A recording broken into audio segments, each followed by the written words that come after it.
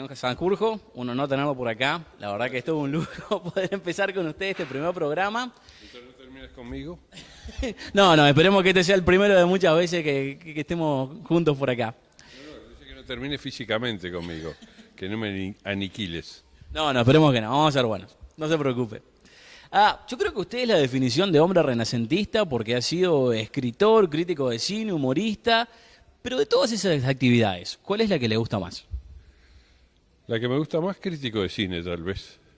Las otras se me cayeron encima. Crítico de cine fui por voluntad. Las otras se me impusieron. Pero me imagino que cuando fue a Guambia, que tiene ese seudónimo del miope, como que ahí cayó también porque quería, o le soy sincero, yo cuando lo veo, no veo un humorista en usted, veo una persona más seria. Y ese personaje de superhéroe que se inventó el miope, ¿es porque para separar de todas las otras actividades o a qué se debe? Vamos a ver, ¿por qué llegué a Guambia? Porque me habían despedido un diario de Últimas Noticias donde yo trabajaba. Me despidieron y al despedirme dije, bueno, tengo que buscar trabajo en otro lado. Entonces seguí por Paysandú, después 25 de mayo, llegué a Guambia donde estaba Davesis y le digo, Antonio, quedé sin laburo, preciso algo, a ver si en algún medio me das alguna cosa. Y me dijo, mira, yo no sé si podrías hacer crítica de cine en el tono de Guambia. Probá, tráeme una y después te digo. Le llevé una, no me dijo nada hasta el día de hoy, la publicó, supongo que le gustó, y me puso el seudónimo del miope. Y ahí nació el personaje. Ahora el miope es un alter ego que permite decir todo lo que no dice Sanjurjo Tucón. Pero cuando escribía en Guambia, ¿lo hacía en críticas de cine o lo hacía en cosas humorísticas? Escribí críticas de cine y escribí crónicas, siempre en tono humorístico, pero hablando en serio, como lo continúo haciendo ahora. Es decir, el humorismo es un envase para decir a veces cosas que de otra manera no se pueden decir.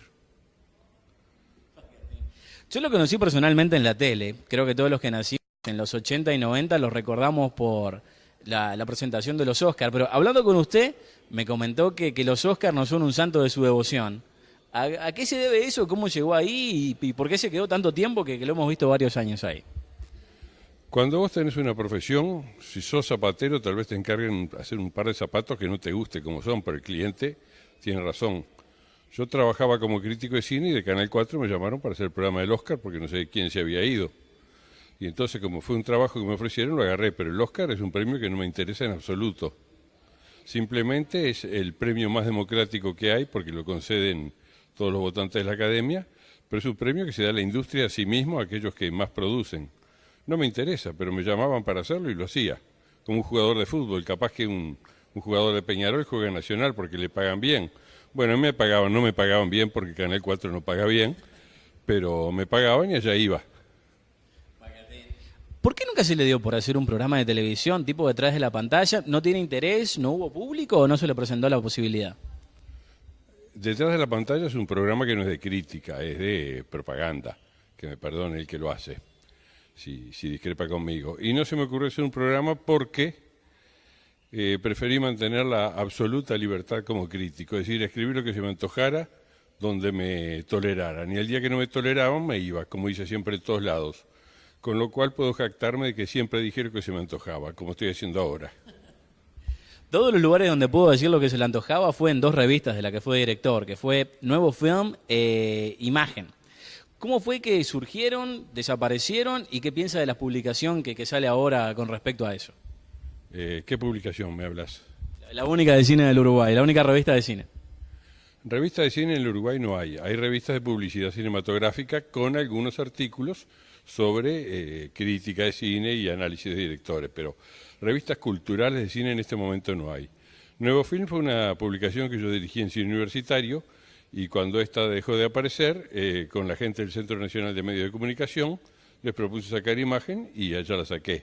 Pero eso es historia vieja, es de los años 70. Vamos a honorar el pasado, porque detesto cuando uno dice, porque yo hace 40 años, no. Viejo, hace 40 años fuiste esto, ahora sos otra cosa, vamos a hablar de hoy. Pero ¿sabe lo que pasa? Una de las cosas que a mí me parece que le hace falta, que coincido completamente con usted, es una revista que se dedica al cine. La revista la única que tenemos ahora, como usted dice, capaz que es lo que era detrás de la pantalla, más publicidad. Pero es lo único que hay que tiene la gente. ¿Eso lo ve como algo producente o contraproducente para el público cinematográfico? El público cinematográfico, vamos a decir la verdad, no le interesa un corno a la crítica de cine, al menos al público de hoy. No ocurre lo mismo con el público de los años 50, 60. Yo no digo los 70 porque estaban los milicos y ahí no podías hacer crítica porque donde dijeras alguna cosa no le gustaba ibas en cana. Pero el público de hoy no se interesa por la crítica.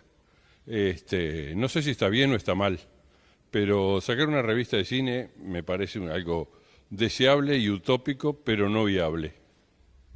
¿De dónde viene el amor al cine? ¿La qué? El amor al cine.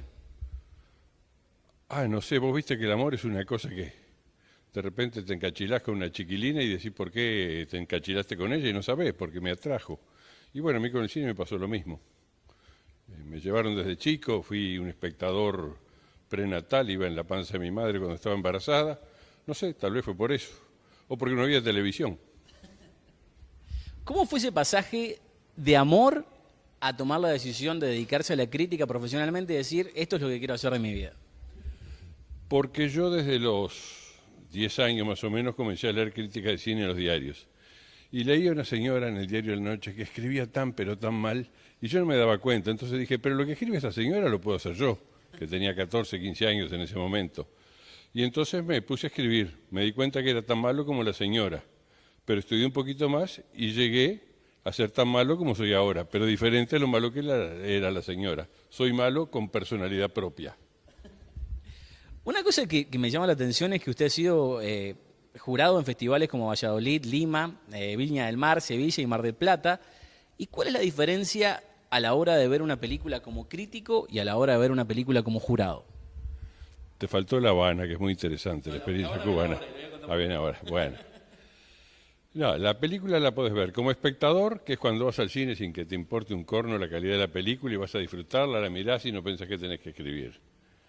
La mirás como crítico, cuando tenés que escribir para la crítica, y cuando la mirás como jurado, la mirás en función del conjunto de películas que estás viendo, es decir, estás pendiente si esta es mejor que la otra.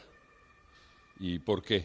Porque es incómodo ser jurado, porque tenés incómodo desde el punto de vista de la responsabilidad que tenés. Tenés que pensar que un premio dado ahí por vos puede estar determinando el futuro de un tipo. Y no hay derecho a que porque un crítico la noche anterior, un jurado la noche anterior estuvo en una fiesta y se tomó demasiados cócteles, no vea la película como corresponde. Te digo eso porque recuerdo una anécdota de Jorge Luis Borges. Jorge Luis Borges, cuando comenta la película El Ciudadano en la revista Argentina Sur, dice que no le gustó. Años después, cuando era un crítico joven e impertinente, ahora yo no soy joven, le pregunté a Borges, ¿usted no cree que se equivocó? Hoy no me animaría a hacerle esa pregunta a Borges, pero en ese momento, él era un viejo, yo era joven. Y me dice, me acuerdo estaba untando una tostada con mermelada, a pesar que era ciego y lo hacía perfectamente, e imperturbable, me dice el notable Borges, joven, tiene razón, ese día andaría mal del hígado o me había dejado un amante.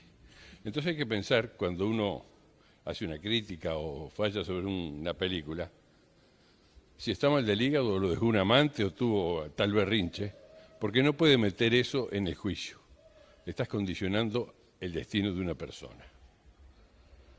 A mí me pasó lo mismo con Iron Man, así que creo que, pero que no tiene nada que ver. Hablando de La Habana, una cosa muy interesante que leí fue un artículo que hizo sobre Fidel Castro y su participación en Hollywood. Ahí como que cuenta un poquito de las cosas que pasaron, pero eso creo que lo terminó de escribir en el 2009. ¿Ha averiguado algo más? Y hago un resumen de lo que sabe de la historia de Fidel en el cine. Sí, eso lo sigo escribiendo, incluso con una colega, una peruana que se llama Violeta Núñez. Estamos investigando sobre Fidel en el cine, que estuvo en el cine, eso se sabe, lo reconoció Alfredo Guevara, me lo dijo en un festival de Gramado el difunto Alfredo Guevara, director del ICAI, que había trabajado Fidel, no reconoció en el cine de Hollywood, pero sí en el de México. Y a través de algunas investigaciones recientes pudimos comprobar que tanto Fidel como el Che, cuando estaban en México preparando el desembarco del Granma, tuvieron 1000 empleos, 1000 trabajos, y uno de ellos fue en la industria del cine, donde habrían sido extras, cosa que me lo corroboraron también en la Filmoteca de México. Pero es una etapa que todavía está en proceso. Yo no sé exactamente en qué documental lo vi, puede llegar a ser Comandante, pero me acuerdo que vi un documental donde se ven esas imágenes, pero usted dice en su artículo, en su blog, que como que borraron esas imágenes de las películas donde él estaba. ¿Eso fue específicamente acá o fue a nivel mundial? No, no, no. No sé, se habrían borrado las imágenes de Fidel supuestamente en Holiday en México y en Escuela de Sirenas. No es certero que estén borradas, probablemente era un extra que apenas aparecía de lejos en la pantalla, no lo sé, porque lo contrataban por su aspecto latino. Pero eso es un asunto que en algún momento va a aparecer y creo que el día que muera Fidel, si me muero yo antes no podré dilucidarlo, pero el día que muera Fidel se va a hablar sobre ese aspecto. Además no es nada negativo que haya sido extra en una película de cine, simplemente un dato anecdótico. Bueno, pero capaz que negativo para él es lo que usted también menciona ahí sobre la carta que hizo a Estados Unidos diciendo las bondades del presidente y su sistema.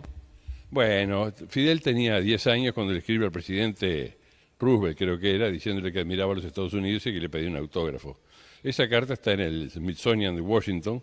A mí me sorprendió el día que la vi y fui a las oficinas del Smithsonian, me fui al último piso y le digo, déjense de bromar, ¿cómo van a tener ustedes la carta de un niño de 10 años enviada al presidente Roosevelt? Y me dicen, bueno, mire, todas las cartas que se envían a los presidentes norteamericanos son archivadas. Digo, bueno, escúcheme, yo le mandé a Eisenhower una carta cuando tenía 10 años. Se ve que uno a los 10 años es un inconsciente, ¿no? Tanto yo como Fidel, aunque yo no fui revolucionario. Pero le digo, ¿y dónde está esa carta? Teclean en una computadora y me dicen, su carta está acá, si quiere pedirla, solicítela. Así que eso de la carta de Fidel de 10 años diciéndole a Roosevelt que lo admiraba y a los Estados Unidos, es una cosa chiquilín. Bueno, el gran tema que nos trae acá es su libro, Montevideo sin vergüenza, su séptima publicación. Si no me equivoco, creo que tiene más libros por ahí sin publicar. ¿De dónde sale la idea para hacerlo? ¿Este libro, los anteriores o los que tengo para publicar?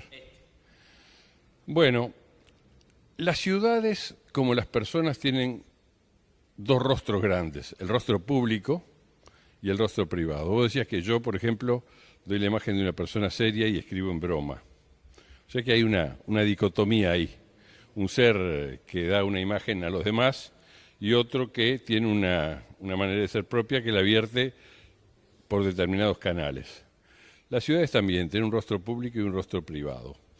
Y yo con Montevideo sin vergüenza lo que quise hacer fue rescatar toda esa faceta privada de Montevideo, que es real, que es parte de la historia, de la petite histoire, como decía el profesor Reyes Abadí, que es la que hace la historia grande. Es decir, los pequeños hechos cotidianos, esos que no aparecen en los tratados, muchas veces son los que determinan esa historia grande.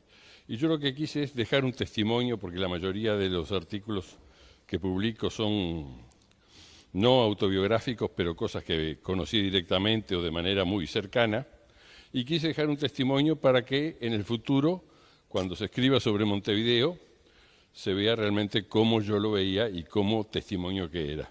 Pero también es un libro para los de ahora, porque si los de ahora no lo leen, ¿para qué estoy escribiendo? No tiene sentido que haga un libro que no se venda, por más que no gano mucho con el libro. Entonces lo que quise hacer fue dejar esos testimonios, pero para no ser aburrido, les di un tono propio del miope. Pero lo que digo ahí adentro es todo muy serio y a veces demasiado serio. Es un libro con mucha investigación. Habla desde el origen de algunas calles hasta la ubicación del prostíbulo más caro de Montevideo, que justo queda a 2 cuadras de donde vive nuestro camarógrafo Mauricio Corrales. No sé si habrá ido por ahí, esperemos que no. Pero habla de muchas cosas que tienen que ver con personas que visitaron el país y mucha gente de renombre. Como dice usted, son historias todas que conoció personalmente, hizo mucha investigación en algunos casos o fue una combinación de ambos. Fue una combinación de ambos y fue casualidad también en algunos casos. Por ejemplo, la liberación de los 111, la fuga de los 111 tupamaros de la cárcel de Punta Carretas, sobre la que tanto se dice, yo ahí escribo porque hay una combinación de la lectura de Secuestrado por el Pueblo, el libro del embajador inglés Geoffrey Jackson, más lo que yo vi frente a mi casa cuando llegaron los agentes del Servicio Secreto Británico a armar algo que no se sabía qué era y que se supone con mucho fundamento que fue la infraestructura para que los tupas pudieran fugarse de Punta Carreta. Es decir, nadie cree que lo hicieron solos, nadie cree que los guardias de Punta Carreta eran totalmente sordos y no se dieron cuenta de que ahí se estaba excavando. Es porque hubo un aceitamiento del engranaje desde fuera. Y eso lo hicieron los agentes británicos, que ahí en el libro detallo dónde vivían, quién les alquiló la casa y para qué habían venido. O sea, y usted dice que la combinación es demasiado perfecta, porque según usted, una vez que se escaparon, al otro día se dejaron de ver por el barrio. No, según yo no, según la historia. Es decir, los tupamaros se escaparon, el embajador inglés fue liberado y los agentes británicos que estaban frente a la casa donde yo vivo desaparecieron. Más claro. Por lo general todos los capítulos son cortos, y no se ofenda, pero yo creo que es un libro especial para leerse en el baño, porque lo podés leer cada capítulo en una sentada, y no falta de respeto. Pero como que en algunos casos merecería contarse más de esas historias, porque como que te quedas con las ganas de saber un poquito más. ¿No valía la pena contarse más al respecto, o quería mantener todo ese espíritu durante el libro de hacer un capítulo relativamente corto en todos los casos? Bueno, lo del baño es una apreciación escatológica tuya que no comparto, ¿no? Y lo de la brevedad de los capítulos, simplemente porque yo escribo para que la gente se entretenga, no para hacer literatura ni para aumentar la página del libro. Entonces a cada uno le doy la dimensión que creo que tiene que tener. Y si la gente quiere saber algo más y ahí no lo dicen, es porque no lo conozco yo, ese algo más. Pero la gente puede seguir investigando a partir de lo que allí se lee. Pero la mayoría de las cosas que usted dice ahí no son fáciles de conocer, como que tienen que... ¿Dónde se puede buscar más información de las cosas que usted dice? Que al menos en mi caso, en la mayoría de los puntos que toca, yo nunca había sentido. Bueno, si me das alguna referencia concreta, te digo dónde ir a buscar. Por ejemplo, la referencia que acabamos de hablar, de los ingleses que tuvieron que ver con la escapada de Punta Carretas. Muy sencillo, lees Secuestrado por el pueblo de Geoffrey Jackson.